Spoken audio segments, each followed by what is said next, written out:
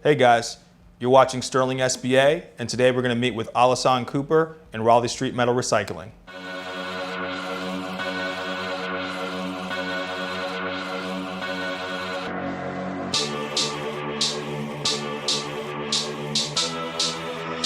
This is PZ Music.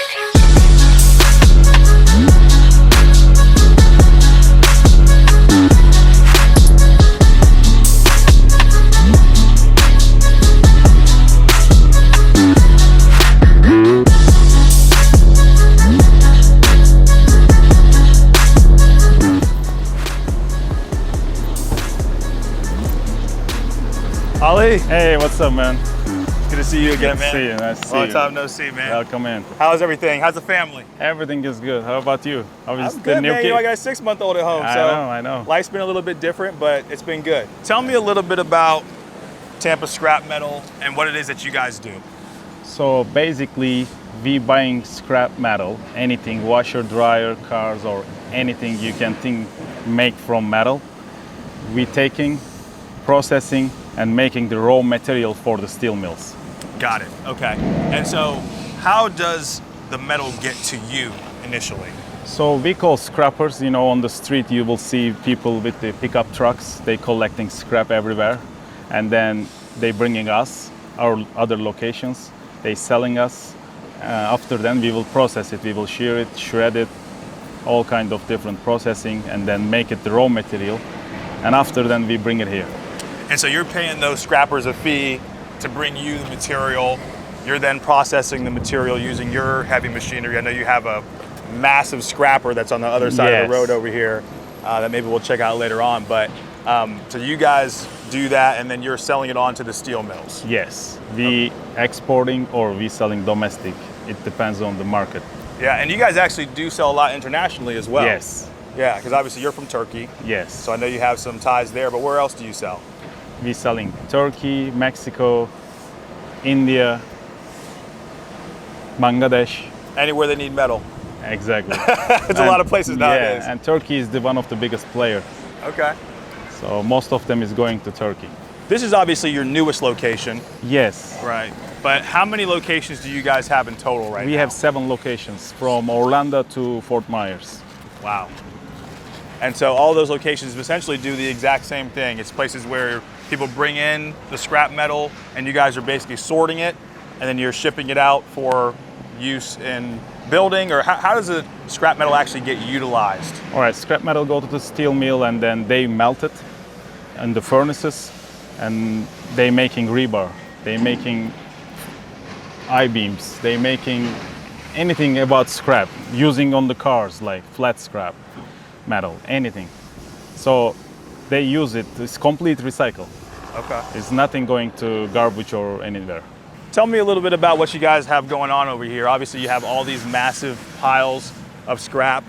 So what are these gentlemen right here, for example? What are they working on right now? So they are our torch crew. So basically all oversized metal came here. These guys are torching with the oxygen and cutting and making this small product for steel mills able to use it. Wow. Because for me, looking on the outside looking in, this just looks like a big mess of wires, right? It looks like chaos, but Yeah. obviously they know what they're doing. Exactly, they know what they're doing. Yeah, this is something that you definitely don't want to try at home. No way. I don't know if you want to try it. Yeah. I don't want to No try way. it. So it's really hard job, you know. It's hard to cut steel. Yeah. Weather is hot too, and I would these say, guys man, are awesome.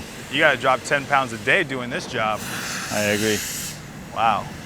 All right, so when it comes in, it's too big. It goes into a pile like this. They're cutting it down, making it into smaller usable pieces. Yes. How do you actually take this and then ship it out? So we have cranes. We can go to other side and you can see we have cranes, and then cranes loaded the trucks carrying metal to the berth, and then ship cranes loading to the ships and then go to the overseas. Okay. And so obviously, you know, there's some cranes in the back here that are doing some work right now. Yes. Do you use a claw? Is it a magnet? Or? No, we use a claw, we use a magnet. Both of them we use it. We use magnet to clean the metal from the ground, and then we use clowns for the loading. So both of them need to be used. And every day we are open, our locations 7 days a week. People collect scrap and bring us. Right. So there's always somebody who's here 24/7. Yes. Because if the scrap is coming in, you never want to miss out on it. We open 7 to 6 p.m. Okay. But port location, we try to open 7/24 Okay. all the time. People basically from our locations, our internal trucks coming and dumping here. So nighttime, we can take our trucks. Daytime, we can take the customers because it's too busy. And so a big thing about what you guys do is obviously the shredding. Yes, shredding. And you guys don't have a shredder over here, correct? We don't have a shredder here. Okay. We have a shredder across the street, and we're putting another shredder too.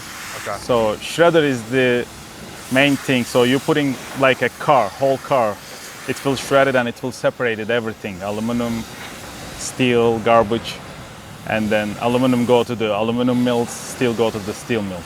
And that's actually a really cool thing. So I want to make sure we don't skip over that. So you're saying you can take an entire vehicle, right? Think about a Nissan Altima. Someone comes and drops it off. You can put that inside of the shredder, and basically in 30 seconds, it's going to be separated into all these different parts. Exactly. Okay, so and this machine will automatically put the aluminum together, the copper together, the steel, everything will be in its own separate pile. Yes. That's amazing. Yeah, you don't need to touch anything. So everything the machine's doing. What if I wanted to start a scrap metal company? What would that piece of machinery cost me? Today, shredder costs probably $10 million. $10 million for that shredder? Minimum. Wow. And how long would it take to get it and to build it? If you order today, probably take at least 2-3 years. 2 or 3 years. Yeah. That's amazing.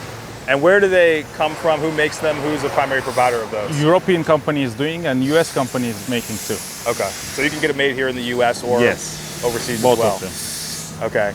Amazon doesn't do that. No way. No 2-day delivery to your door. Exactly. Talk to me about the different types of metal that you guys have here, and I guess kind of what like the different prices are for each type of metal. So for example, what is this here? So we call this one is #1 steel. Okay. It's basically, it's over 6 millimeter stuff. It's called #1 steel. And we have over there, after the shredder, we call shred. So you shred the metal and then it's called shredded metal that come out, and we call PNS, just the I-beams, all that kind of stuff. So in this yard, we have 3 different styles of metal. Okay. And all of them is different pricing. So this is where I'm assuming you can see vehicle pieces that are in here. So, we talked about earlier about a car. So if somebody comes and they drop off a vehicle, a lot of that's probably going to go into the steel #1 here. Yes. Okay. Like this one's come from customer. They mixing some, vehicle stuff in it. It's okay. But normally we putting those ones on the shredder. Okay. Makes sense. And so does anyone ever bring in any nice junk or a nice vehicle? And sometimes people driving to the scale and then sell it. Oh, really? Yeah. You ever want to just keep it? No, it's too much to keep it. It's coming. So there's nothing to do really. That makes sense. Okay, so talk to me about this metal right here that you guys are moving. So this guy is basically cutting the oversized metal with the shear. Okay. So it's long pieces. He's chopping. Okay, so similar to what they're doing over there with the welding, they're cutting. They're cutting with the torch, and this guy is cutting with the machine. With the machine. Yeah, like. This machine can cut the very heavy stuff, so torch is cutting that. Got it. Okay. So a lot of what you guys are doing over here is really resizing things so it's easier to move. You have to go like under 4 foot. Got it. Or around 4 foot. So what are you going to do with this boat here? So we will probably chop it and then mix with the pile.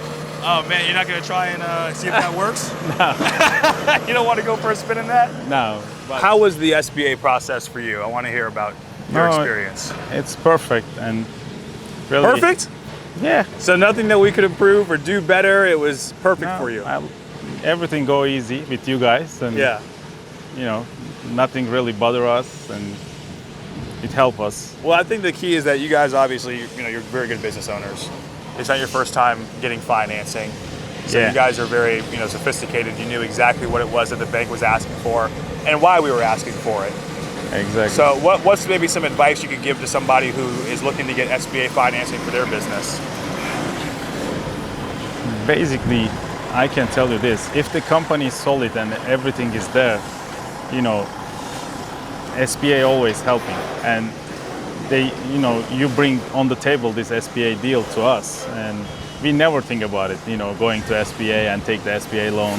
We always working, if needed, from banks directly without SBA loans, but after we use the SBA loan, we understand it's very easy. So people thinking always, it's the government-related loan, it's too complicated, it takes a lot of time, and mostly it won't happen.